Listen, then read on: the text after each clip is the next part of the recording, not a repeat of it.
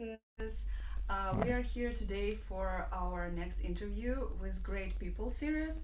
Today's great person is a PhD student in Department of Math in University of Maryland. Thank you, Maxis, for finding time to come today in your busy graduate student It's schedule. my pleasure. Basically, please share how did you get to United States and why did you apply to graduate school here? Okay. The process is actually really, really like long, and it was a winding road. But I'll just try to summarize how I got to this point of arriving in America. So it all started with me being interested in American education around the age of 15 because I really valued the fact that you can be flexible. You don't need to decide on your major and stuff. And I also value the fact that you're free to just explore a lot of things. So I had my eyes set on coming to America to do college, but it was difficult for undergrad to get funds to come here. So I did get admitted for undergrad to come here, but I couldn't afford the tuition. So then I had to enroll in school in Malaysia because I'm Malaysian, and I did my undergrad there, and so I changed my aim of doing graduate school in America instead. And the process, like for graduate school, I guess is fairly standard, but for math, I'm doing pure math. So for math, it's a little bit more.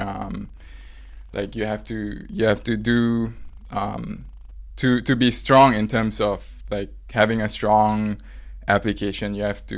It's recommended that you do like an undergrad in pure math, right, or math at the very least. So that's what I did, and I had professors who had been to America, so that helped. They guided me like the application process, and they wrote letters of recommendation, which is the most important part. So that's what I did, and I applied to a few schools, and then I basically got lucky and ended up here. Yeah. Okay, how many schools did you apply to? I think I applied to 4 or 5. I wanted to apply to more, but the main difficulty at that time was again funds, because it can be expensive given the exchange rate and the currency and stuff. So I could only afford like 4 or 5, and for UMD it was actually not my first choice because I had other schools in mind. And it was only because I sent an email to the graduate office, math graduate office, and asked them if I could apply for free. And so I had to apply for a fee waiver, and I got that, and that's why I applied to UMD, because I could apply for free. That was incredible. Yeah. I did not even know they have a fee waivers at UMD. That's Yeah. So it's dependent on the department. In math, they have that. So yeah. cool. Yeah. So yeah, that was my next question. Like, why did you come to UMD? So it wasn't about the university pretty much, but it was like about how the communication went and right. Right. So at first, it wasn't really about the university because I was not really familiar with UMD. I was more familiar with some other schools that my professors had attended. But then one of my professors who really encouraged me to come to America told me that like UMD has a great math department, and they have like quite a few geometers, and that's what I was interested in, geometry.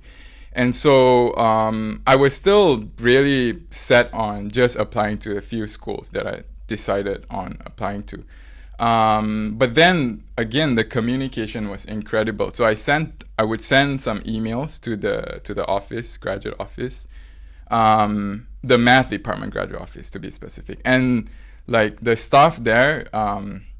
I'll just shout out her name, Sydney. She's no longer here, but she was incredible in terms of encouraging me to apply, being very clear on what they were expecting of me, and also very, very kind in terms of being transparent, like telling me that I could apply for a fee waiver. Um, it's not like every international student who applies gets a fee waiver. So I had to send in an application. I had to put in my CV, and but when I got it, it was really incredible because I never expected to be able to apply for free. So that was really good. Yeah. So that really attracted me. The fact that the staff were so helpful. Sounds Yeah. great. Okay. When you already got to University of Maryland, what was the first impression you had during your first year? Were you happy with what you saw here, or did you have any kind of crisis about not meeting your expectations? Yeah, this would take like several podcasts to finish because it's such a big question. But again, it all boils down to the fact that I wasn't really familiar with Maryland as a state. So what I was aiming for when I was applying for graduate schools was Minnesota, Texas, those states. So I had done some research on those places, but Maryland I was not familiar with. And when I received the offer to come here, there wasn't much time to do research because I had to almost immediately start thinking about the process of applying for a visa, all those difficult things. So I wasn't in a frame of mind to really reflect on how my life would turn out here in Maryland. But when I did come here, it was everything everywhere all at once because it was my first experience coming to America. It was my first experience being abroad. That's a big thing. That must be challenging. Yeah, so it was like seeing the world with a pair of brand new eyes, like seeing the world through the eyes of a child, basically. So everything was overwhelming but magical at the same time. Like the trees, the weather, everything was magical. But those experiences came with very, very challenging and difficult problems to be solved because I was just new to this whole environment. It's not just the college that I was unfamiliar with, but the whole experience itself. So, going back to your question, in terms of UMD itself, I guess I was lucky in the sense that there were people out there who helped me out, in terms of like navigating the early stages of graduate school. Again, the staff were incredible. And also people outside of math who along the way when I got stuck, I got scared, they would help me out. Did you go to your local community, like people coming from your country, or did you have more friends from American students or other international students? This is a really good question. So before coming here, I was really afraid and nervous because, again, like I had never traveled abroad. My family effectively had never been abroad as well.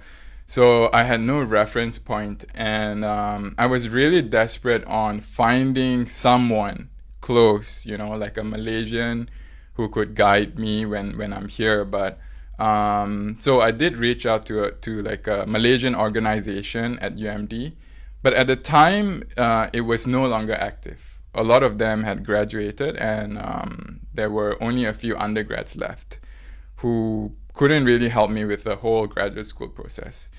So I came here basically alone, and I tried very hard to find like a Malaysian community, but I simply couldn't find like a decent sized group. I had some interactions with the undergrads I mentioned, but that was basically it. So what I had to do was, because I had no source of anchor, like I didn't have like a community of people I was comfortable with. I really had to get out and like make friends in all sorts of communities. So I had like group of Americans, like Iranians were really nice. They were really nice, and all sorts of people. Um, and that's how I gradually came to just feel comfortable in just making friends with whoever is out there who accepts me. Yeah. Yeah, that's what I love about UMD. Is Yeah. that international environment is very rich here. You can meet people from all over the world and learn from them about their countries. Exactly. Yeah. So I'm glad we are on the same page about that. So also going back to Malaysia, how different is higher education in Malaysia and in the United States? Right. So the Malaysian education system is very much built on the legacy. Well, I wouldn't say legacy. So Malaysia was colonized by the British, right? So a lot of our education system is modeled after the British system, all the way from like secondary school to university, right? So the standard Malaysian undergrad degree for non-professional degrees, and by non-professional I mean like degrees which aren't in fields like engineering or medicine. So I did math, and it took me 3 years, which is the standard time in the UK for a math degree, right? And like the UK system, there's not much room to pick and choose. So in high school, you're effectively streamed the moment you're in the middle of secondary school. Like you have to pick between science stream or art stream or a more technical stream. So I did science stream, and I had to do the standard like science subjects. And in university, there's not much room to change your major. Essentially, like if you decide to do math, you're basically reduced to taking math courses throughout. So it's a very focused degree. I guess that was why I preferred the American education system, because I'm the sort of person who really likes to take my time to decide on what I enjoy doing by exploring. But in Malaysia, there's no, I wouldn't say there's absolutely no flexibility, but it's not like in America, right? So you basically do a 3-year degree or 4-year degree, and you pick a degree to do, very specific one, and then you continue doing that, like in when you're in industry or beyond in academia. Okay. Yeah. Thank Yeah. you. If you were to suggest a reform in education in math in Malaysia, what would you suggest? Reform in math. Well, to begin with, math isn't that big in Malaysia, right? Because especially the stuff that I'm doing, pure math, it's not a very active field. I mean, even at the undergrad level, there aren't that many options in terms of taking, like, for example, in America, something that a lot of undergrad students do is to take graduate courses to be a competitive applicant for graduate school. Americans usually take a bunch of graduate courses, but for me, I had to struggle a bit because there were limited courses, and also like only a few students interested in pursuing that. So I would say like it's hard. Like how should we reform math in Malaysia? I would say it should be reformed from it should start from primary school, basically, because Malaysia is incredibly exam oriented. So everything is reduced to doing well in exams. I mean, they're sort of moving away from it now, especially on the, for children. They're trying to remove like large part of exams, right? But I would say having more exposure to why math is interesting or how math can be applied in interesting ways, instead of just drilling in on like exam problems and doing well in exams, which I think is pretty universal in many countries, this problem, but yeah. Okay, thanks for this insight. Right. So, what do you think is the best thing about Malaysian education? The best thing about Malaysian education, well, let me think. I'd say the social side of things, right? Because yeah, Malaysia is a tropical country. We don't have seasons. It's mostly sunny outside. So it does, even though it can be intense in terms of its emphasis on exams and stuff, but there's a side of it which is kind of chill. Like sometimes we'll be outside. So my fondest memories are just, you know, being outside in the sun with other school kids playing and all sorts of games, and the amazing friends I had, you know, like just this feeling of like comfort that I got, you know, like we're a family. It's very one difference between Malaysia and America is like the emphasis on social bonds and family, right? So it's a little bit, it's not on the academic side of things, but yeah, I'd say the social aspect of the Malaysian public education system. Yeah. Wow, that's very, very interesting. Thank you for sharing about it. Sure.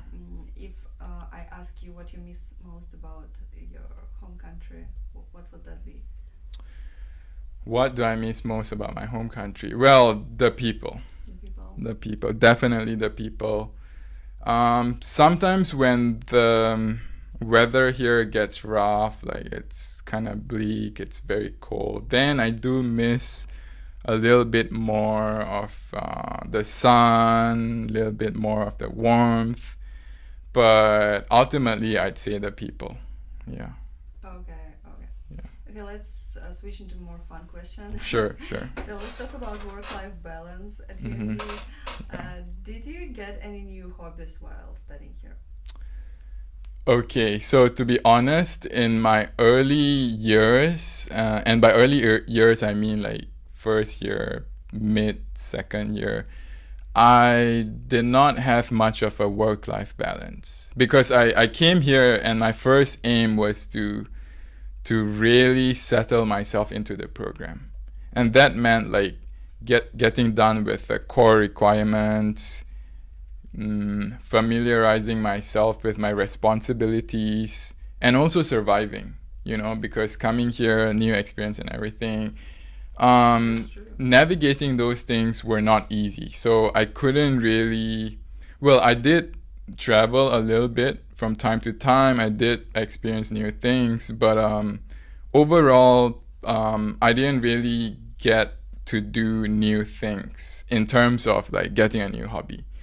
But end of my second year, when I was no longer so caught up with all the core requirements and stuff, I started branching out in terms of, so one of my favorite things to do is to talk to people and to talk to all sorts of people from different backgrounds, because Malaysia is it's a multicultural country. So there are different cultures there. I really enjoy just getting to learn about different cultures and languages by talking to people, right? So that's what I did there's something called the International Coffee Hour every week, and I stumbled upon it by accident. And it was such a magical experience for me that I haven't really missed like I mean, I missed one because I was sick, but overall, it's like I would say it's kind of like my hobby. Like every week, I would attend the coffee hour and then talk to people. In terms of different things, I think it's more of reconnecting with what I used to do. Like when I was a kid, I had tons of hobbies. Along the way, I became more serious about chasing goals and aims and dreams and stuff.